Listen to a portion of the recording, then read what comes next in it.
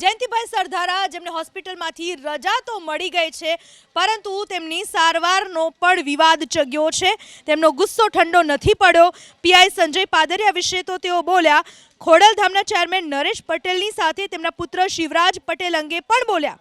જયંતિભાઈએ દાવો કર્યો કે પીઆઈ પાદરિયા જ શિવરાજ પટેલને ગેરમાર્ગે દોરે છે।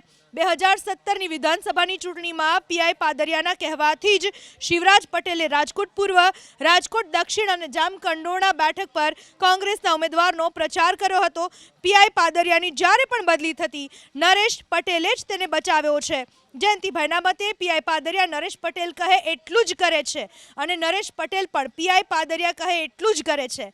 જયંતિભાઈનું કહેવું છે કે ખોડલધામ અને સરદારધામ વચ્ચે સમાધાન થશે, પરંતુ પીઆઈ પાદરિયા સાથે ક્યારેય સમાધાન નહીં।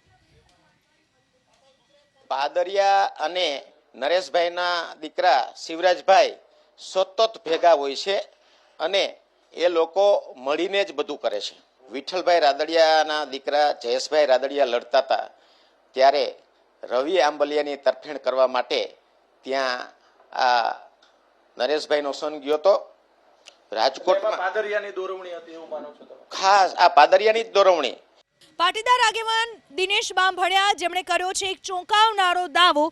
તેમના મતે ખોડલધામ અને સરદારધામ વચ્ચે વિવાદ ઊભો કરવા માટે જયંતિભાઈ સરધારાને અપાઈ છે સોપારી। લેવા પાટીદારની આ બંને સંસ્થાને બદનામ કરવાની સોપારી જયંતિભાઈને ક્યાં આપવામાં આવી તેનો આગામી દિવસમાં કરાશે ખુલાસો। દિનેશ બાંભણિયાના મતે એક ફાર્મ હાઉસમાં ખોડલધામના નરેશ પટેલ અને સરદારધામના ગગજીભાઈ સુતરિયાને બદનામ કરવા કાવતરું ઘડાયું હતું। તેમાં કોણ કોણ હાજર હતું તેનો ટૂંક સમયમાં ખુલાસો કરાશે।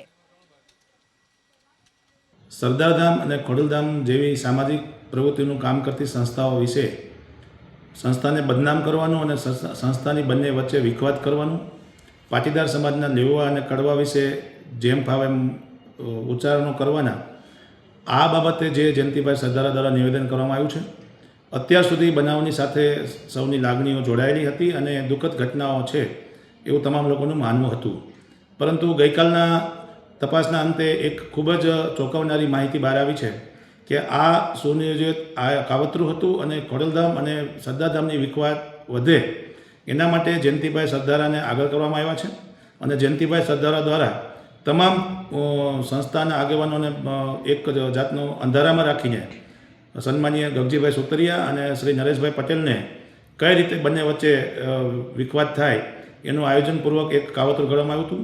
આ કયા ફાર્મ હાઉસમાં કરવામાં આવ્યું છે, કેટલા લોકો ત્યાં હાજર હતા, આ તમામ માહિતી અમે ટૂંક સમયમાં જ આપની સામે લાવીશું।